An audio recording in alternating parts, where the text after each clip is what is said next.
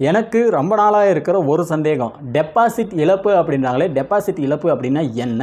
அவன் இந்த தொகுதியில் நின்னா அப்படின்னா அவன் வந்து டெபாசிட் கூட வந்து வாங்க மாட்டான் அப்படின்னு சொல்லி பல பேர் விமர்சனம் பண்ணக்கூடிய விஷயங்கள் நம்மளால் வந்து பார்க்க முடியுது. அப்படி டெபாசிட் இழப்புனா என்னன்றது தான் நம்ம வந்து டிஸ்கஸ் பண்ண போகிறோம். இப்போ பார்த்தீங்கன்னா நாடாளுமன்ற தேர்தல் வந்து போயினுக்குது. இதற்கு முன்னாடி பார்த்தீங்கன்னா சட்டமன்ற தேர்தல் வந்து நடந்துச்சு.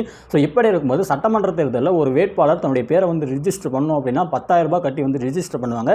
இதே இந்த நாடாளுமன்ற தேர்தல் அப்படின்ற வரைக்கும் பார்த்தீங்கன்னா 25,000 ரூபாய் கட்டி பார்த்தீங்கன்னா அவங்க வந்து தன்னுடைய பேரை வந்து ரிஜிஸ்டர் பண்ணுவாங்க. ஸோ இந்த 25,000 ரூபாயும் 10,000 ரூபாயும் பார்த்தீங்கன்னா வந்து திருப்பி கொடுப்பாங்க. எப்போ அப்படின்னா ஒருவேளை நீங்கள் வந்து தோத்துட்டீங்க அப்படின்னா உங்களுக்கு வந்து திருப்பி கொடுப்பாங்க. நீங்கள் ஒரு குறிப்பிட்ட அளவு ஓட்டு வந்து வாங்கியிருக்கணும். அதுக்கு கீழே வாங்கியிருந்தீங்க அப்படின்னா வந்து உங்களுக்கு வந்து தரமாட்டாங்க. எப்படி அப்படின்னா இப்போ வந்து ஒரு தொகுதியில் 6 லட்சம் பேர் இருக்காங்கன்னா அந்த 6 லட்சம் பேரில் 1 லட்சம் ஓட்டுகள் 6ல் 1 பங்கு வந்து அவங்க வந்து வாங்கியிருக்கணும். அப்படி வாங்கினா மட்டும்தான் அந்த டெபாசிட் பணம் வந்து அவங்களுக்கு வரும். அவங்க வந்து தோத்துருந்தாலும் அவங்களுக்கு வந்து அந்த பணம் வந்துடும். ஒருவேளை அவங்க வந்து அதற்கு கீழே இருக்காங்க அப்படின்னா அவங்களுக்கு வந்து அந்த காசு வந்து வராது. ஸோ இதுதான் வந்து டெபாசிட் இழப்பு அப்படின்னுவாங்க. நீங்கள் கட்டின பணத்தை திரும்ப வாங்க முடியாது. அதுதான் வேற ஒன்றும் இல்லை.